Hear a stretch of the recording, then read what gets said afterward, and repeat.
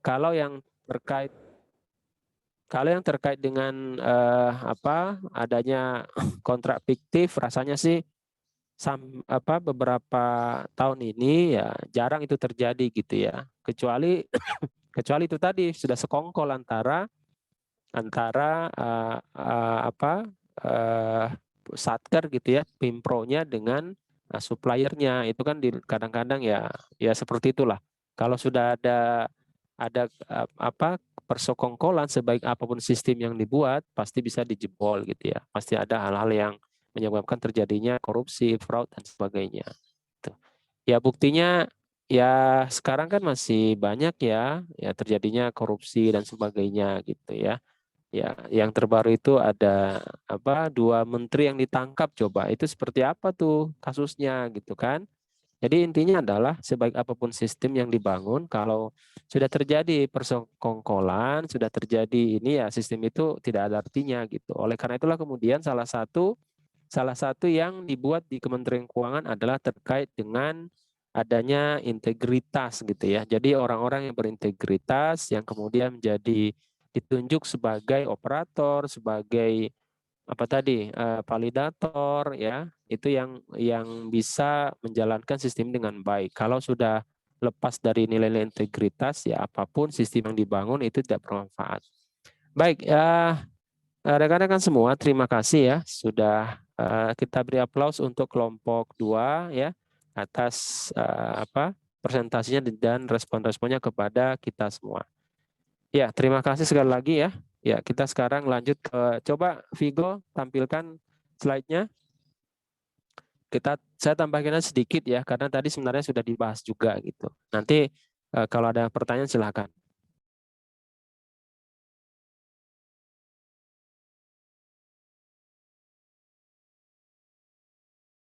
Vigo, slide-nya sudah ditampilkan belum? Belum Pak, izin Pak, laptop saya agak ngehang Pak. Mungkin bisa di backup Ngehang ya? sama Ilham Pak. Ya, saya sudah. Oke, Ilham. Silakan Ilham. Apakah sudah terlihat belum Pak? Ya, sudah. Oke. Ya, makasih Ilham ya. Coba ya, ini tadi sudah sudah disampaikan oleh kelompok 2 ya. Jadi di sini ini juga ada penjelasan yang tadi ya, yang ditanya tadi bahwa apa perbedaan purchase requisition dan purchase order gitu. Jadi sebenarnya sudah jelas ya bahwa kalau purchase requisition itu kebutuhan untuk membeli barang diinisiasi oleh fungsi pengendalian persediaan, dimintakan gitu ya. Kemudian dikumpulkan, dikomunikasikan jadi permintaan pembelian. Lalu kemudian berdasarkan purchase requisition ini sampaikanlah purchase order gitu ya. Nah, berisikan permintaan pembelian kepada pemasok dengan harga tertentu. Mudah-mudahan bisa dipahami tadi Akbar. Lanjut.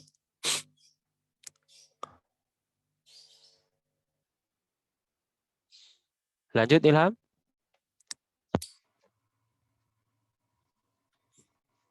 Oke.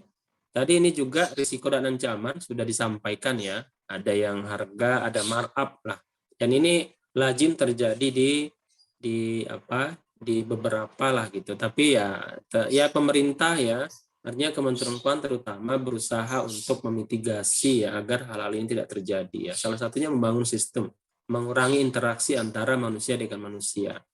Lalu kemudian juga sekarang kita mencoba dengan marketplace gitu ya. Jadi masing-masing orang bisa memilih barang, kemudian nanti buat kontrak dan kemudian pengadaannya itu terbuka gitu ya.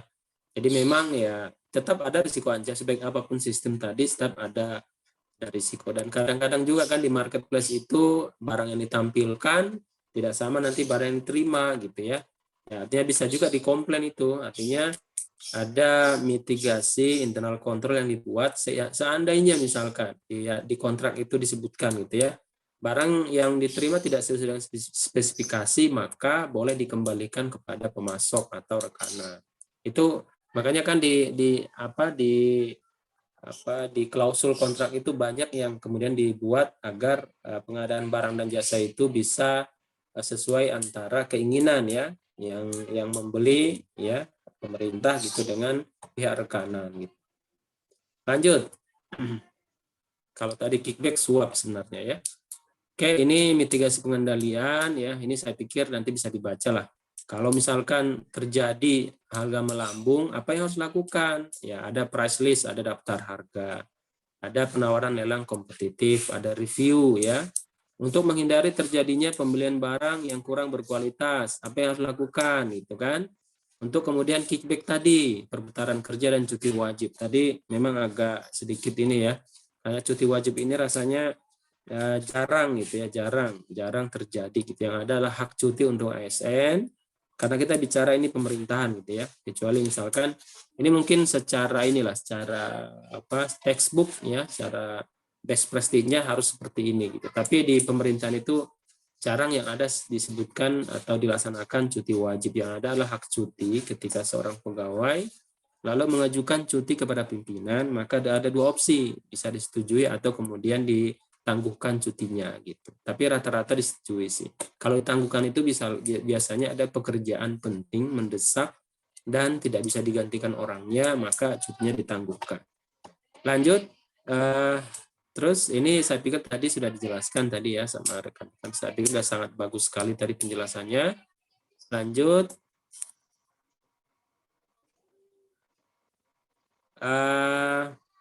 Kemudian komitmen, ya ini juga dia ada aturan-aturan ya. Intinya adalah pelaksanaan komitmen ini ya terkait dengan pengadaan barang dan jasa, yaitu barangnya ada, juga sebenarnya jasa ya. Jasa ini terkait dengan jasa pegawai, konsultan dan sebagainya yang berhak menerima pembayaran dari APBN ya yang ada ditetapkan di masing-masing DIPA gitu. Oke, lanjut. Ini tadi ya ruang lingkupnya. Modul komitmen itu apa sih yang diatur gitu ya terkait dengan data supplier, kontrak, BAST dan juga apa perencanaan kas dan referensi dalam pelaksanaan pembayaran. Tadi yang sampaikan juga betul ada hubungan antara apa komitmen dengan perencanaan kas, bahwa semua kontrak itu sudah dianggap sudah ada teralokasikan dananya gitu. Ketika kita buat kontrak itu berarti nanti di Sakti itu fund availability-nya atau ketersediaan dana itu sudah mengurangi sebenarnya berapa anggaran sudah dikontrakkan. Jadi budget total anggaran dikurangi dengan encumbrance gitu ya, atau kontrak tadi dikurangi dengan yang sudah aktual yang realisasi, itulah sisa dana gitu. Jadi sebenarnya modul komitmen ini juga semacam apa ya mengupdate dana kita berapa sih gitu. Jadi dana-dana yang sudah dibuat kontraknya itu dianggap itu sudah ini gitu ya restricted gitu ya, sudah terbatas apa tidak bisa lagi bebas untuk digunakan karena anggaran itu digunakan untuk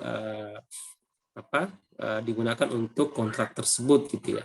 Oleh karena itu kalau menghitung berapakah sisa dana kita misalkan sampai bulan Oktober ya itu berarti anggaran DIPA dikurangi dengan yang sudah ada kontraknya, yang sudah committed budget tadi gitu ya dikurangi dengan aktual atau realisasi, itulah sisa dana. Lanjut.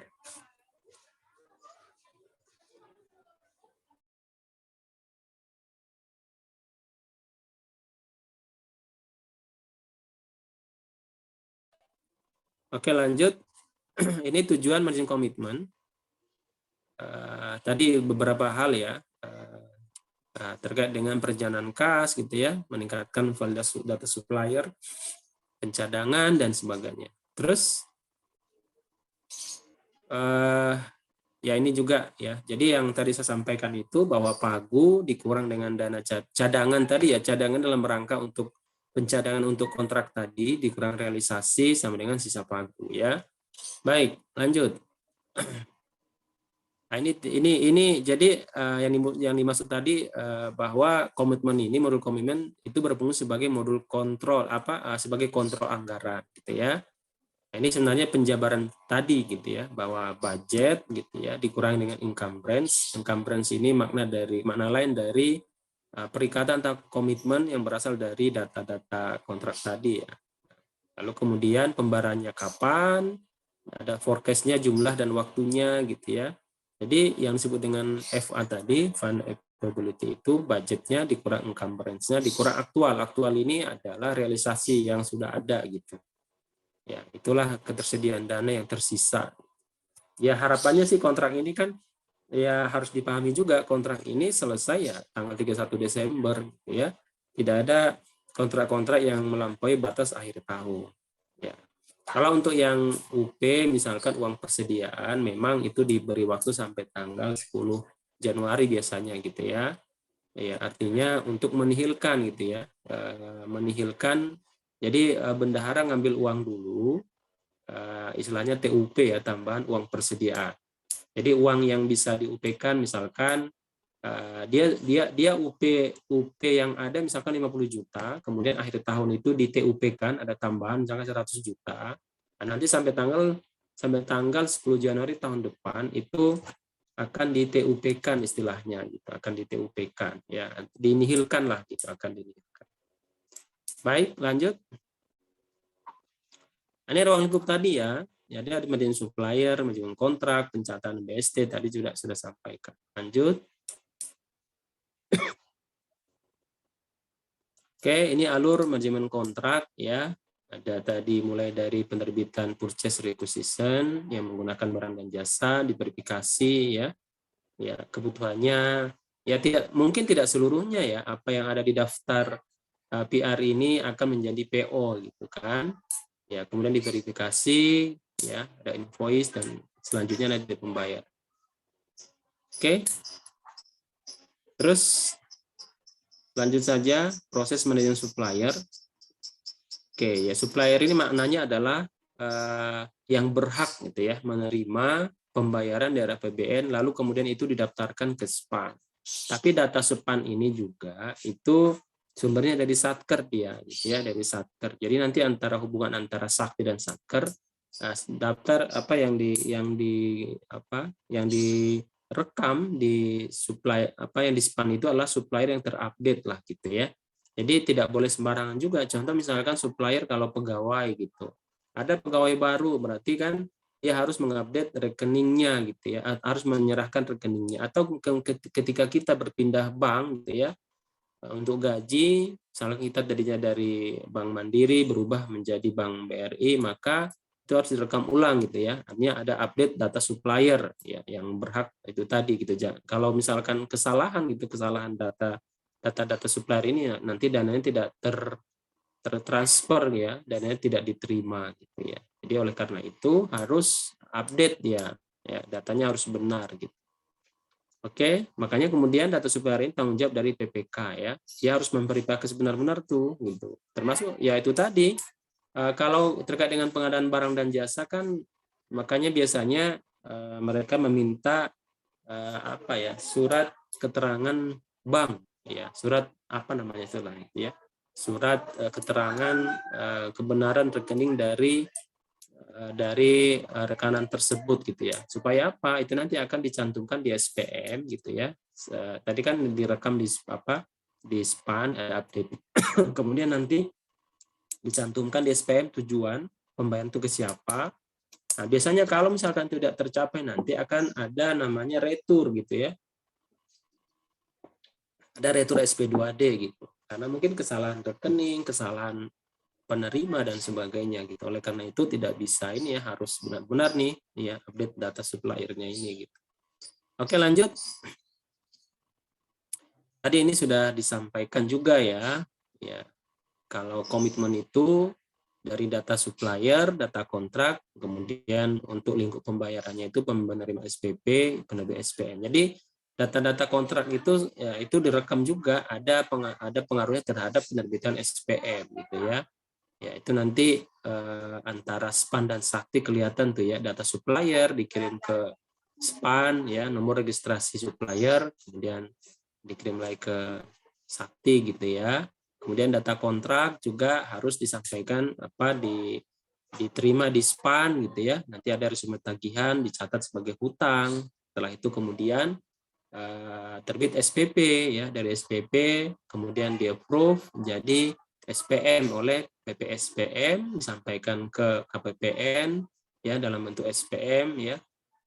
Nanti petugas KPPN akan kemudian menerbitkan SP2D. Ini alur-alur ya, interaksi antara Satker ya yang menggunakan Sakti dengan KPPN yang menggunakan SPAN. Jadi semakin jelas sebenarnya di sini perbedaan antara sakti dan span. Kalau span itu tadi disampaikan kelompok 2 adalah selaku kuasa bun ya, kuasa Menteri Keuangan untuk melakukan pembayaran. Nah, pembayarannya apa di KPPN? Pembayarannya bukan di KPPN ya. KPPN hanya menerima SPM-nya saja, menerima data suppliernya saja, menerima data kontraknya saja yang untuk melakukan pembayaran, tetapi nanti pembayaran itu dari Wakbun Pusat di PKN ya, dari rekening kas negara yang ada, RKUN yang ada di PKN akan ditransfer langsung berdasarkan data SPAN, berdasarkan data SPM yang tentunya itu sudah ada di SPAN gitu ya. Nanti tinggal ditransfer melalui perbankan, melalui bank apa gitu. Karena kita sudah ada itu ya, artinya tinggal nanti istilahnya apa ya, ditransfer lah gitu kan, ada namanya surat perintah transfer kalau tidak salah ya dari PKN untuk siapa penerima yang dicantumkan di SPM-nya gitu, di SP2D-nya ya. Baik, lanjut. Ya, ini saya pikir nanti dibaca saja apa peran dari masing-masing. Kalau operator itu hanya merekam gitu ya, kalau proper itu menyetujui, membuat dan mengirim. Oke, terus. Oke, ini tadi yang saya sampaikan. Oh, silakan. Oh ya. Ya, saya sukanya seperti ini ya. Apa yang mau ditanya? Itu tadi Pak, mengenai tambahan uang persediaan. Oh iya, gimana? Apakah ini tuh sama ya Pak? Selama ini saya pernah dengarnya itu terkait GUP Pak, SPM GUP gitu. Ganti uang persediaan.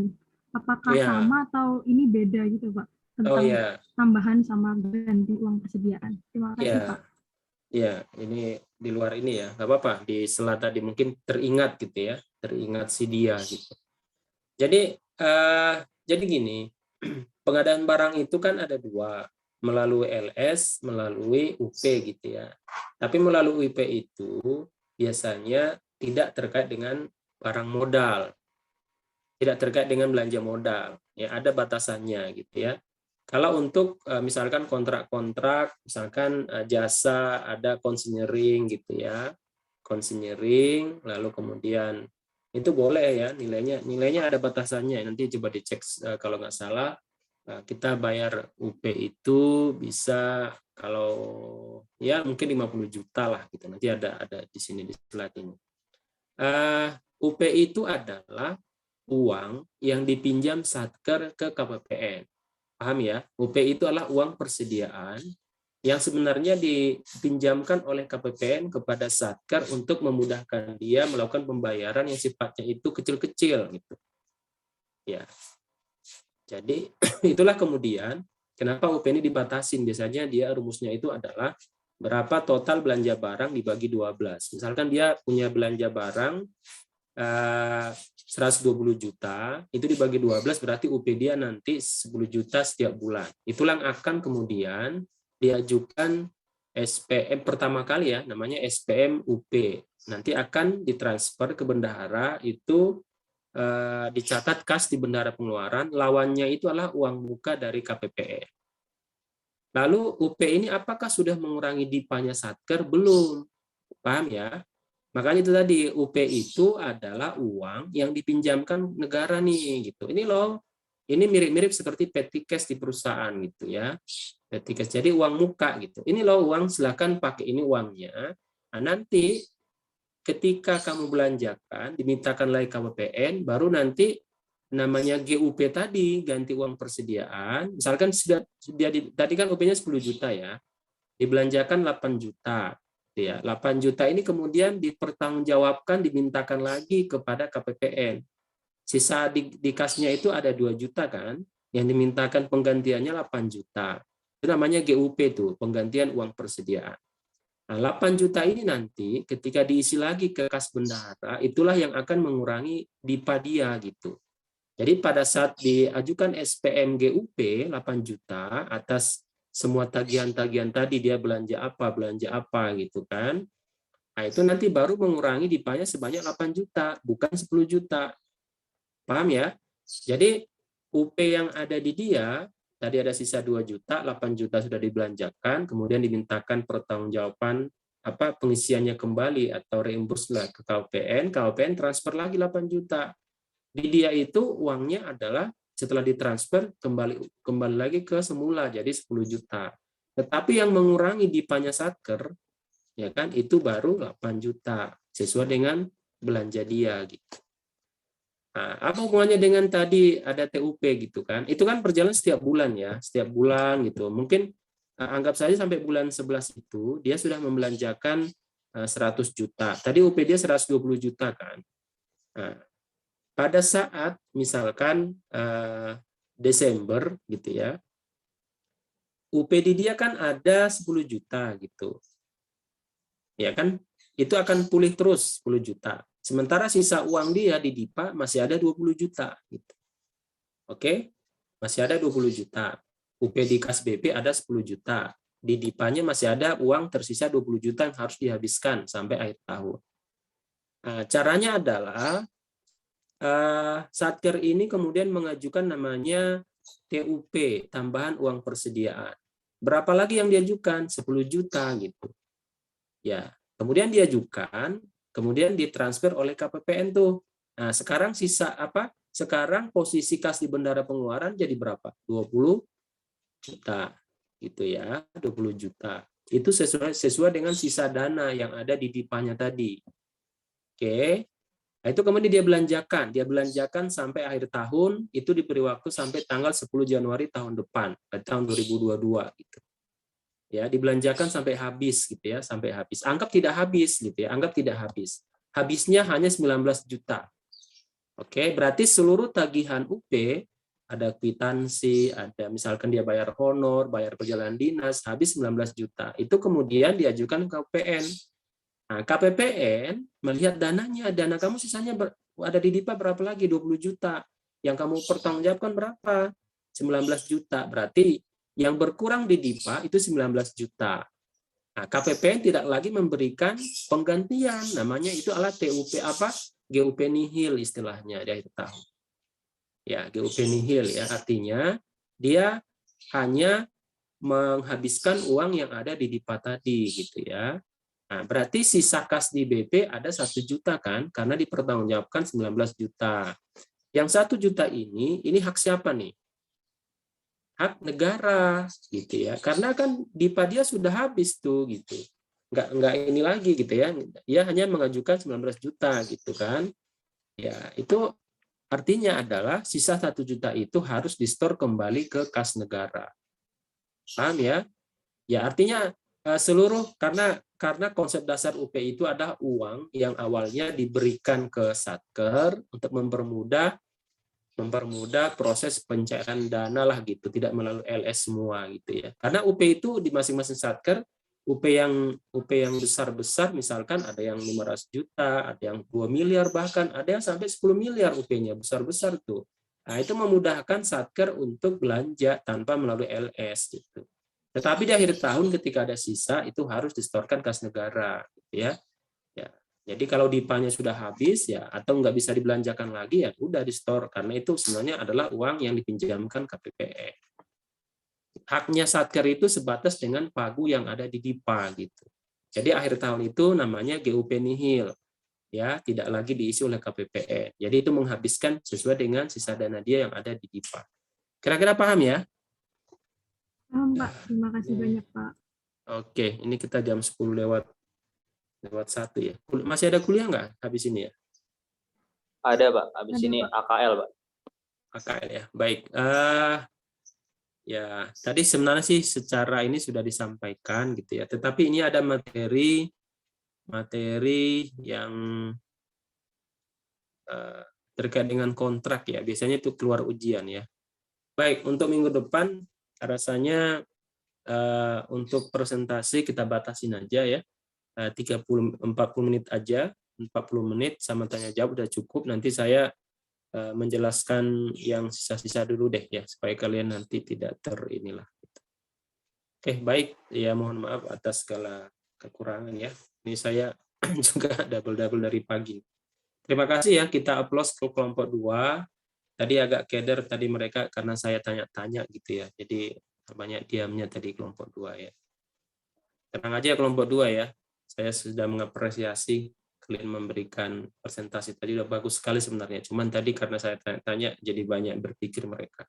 Untuk tugas tadi nggak apa-apa, dicoba diselesaikan, nanti disampaikan ke saya gitu ya. Intinya adalah proses penyelesaiannya itu misalkan dia KDP bangun gedung buat nanti simulasi, bukan contoh gitu ya. Itu nanti akan dimintakan namanya pengembalian belanja gitu. Jadi itu tapi tetap harus dibuat prasyarat sih. Dia tidak sanggup karena apa gitu. Kalau melalui force major atau misalkan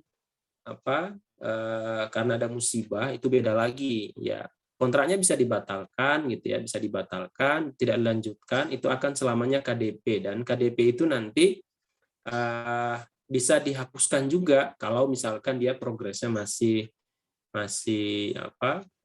sedikit, misalkan 20% masih buat fondasi gitu kan. Nanti satu saat akan bisa dihapuskan. Tapi nggak apa-apa, nanti dibuat aja dulu apa jawabannya, nanti saya lihat. Baik, terima kasih ya rekan-rekan semua, adik-adik semua. Mudah-mudahan sukses belajarnya ya. Tadi saya cek tadi latihan soalnya. Minggu depan kita tetap ada latihan soal modul komitmen dibaca gitu ya. Nanti kemudian akan saya jelaskan sedikit lagi ini. Di samping kita akan bahas terkait apa nih Vigo minggu depan?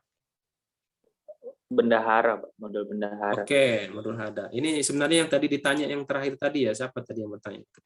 Nah, terkait dengan UP tadi itu ada di modul bendahara gitu. Tapi tidak mengapa ya. Baik, saya sudahi saja. Sekali lagi mohon maaf atas kekurangan ya. Saya akhiri. Assalamualaikum warahmatullahi wabarakatuh. Waalaikumsalam warahmatullahi wabarakatuh. Terima kasih, Pak. Terima kasih, Pak.